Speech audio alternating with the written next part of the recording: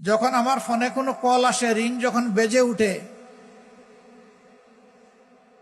আমার নাতনি দুটি দৌড়াই আসে, বলে, দাদু এটা কি আব্বার ফোন? যদি আব্বুর ফোন হয় আমাদেরকে একটু কথা বলতে দাও।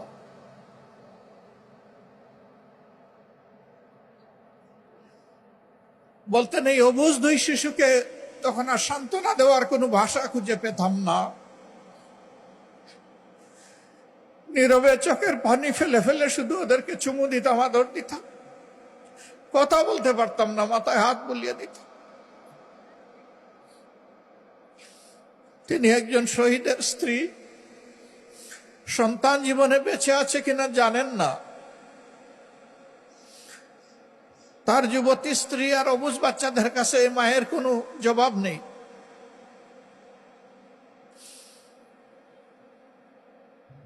আল্লাহ তাআলা আরমানকে বাঁচিয়ে রেখেছে, রাখে আল্লাহ মা রেখে। তিনি তার মায়ের বুকে, স্ত্রীর বুকে, সন্তানদের বুকে, প্রিয়জনের বুকে, আপনজনের বুকে, আমাদের বুকে তাকে ফিরিয়ে দিয়েছে। আলহামদুলিল্লাহ রাব্বিল আলামিন।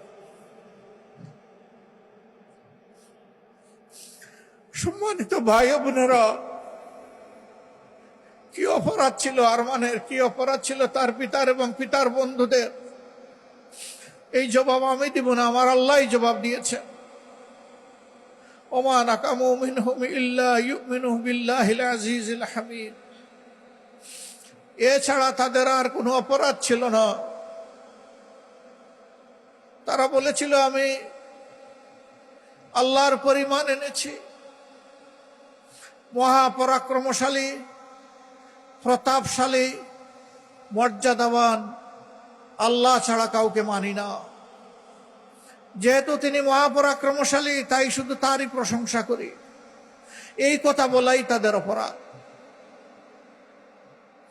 এই জন্য আমাদের মুখ থেকে 11 জন শীর্ষ দায়িত্বশীল নেতাকে ছিনিয়ে নেওয়া হয়েছে, ফাঁসির কাস্টে তাদেরকে ঠেলে দেওয়া হয়েছে। তারা কাঁদেননি, তারা জান্নাতি হাসি ঠুটে নিয়ে ফাঁসির তক্তার উপর দাঁড়িয়েছিলেন। কারণ তারা জানতেন তাদেরকে অন্যায় অপবাদ দিয়ে, মিথ্যা অপবাদ দিয়ে বিচারের নামে চরম অবিচার করে খুন করা হচ্ছে। তারা জানতেন এর বিনিময়ে আল্লাহর জান্নাত। তারা জানতেন এর কারণে আল্লাহর কাছে তারা শহীদ হিসাবে গণ্য হবেন। আরমান যেমন ইউনিক, তার পিতাও তেমন ইউনিক। তিনি এদেশের যুবকদের, যুবতীদের ভাগ্য বদলানোর একজন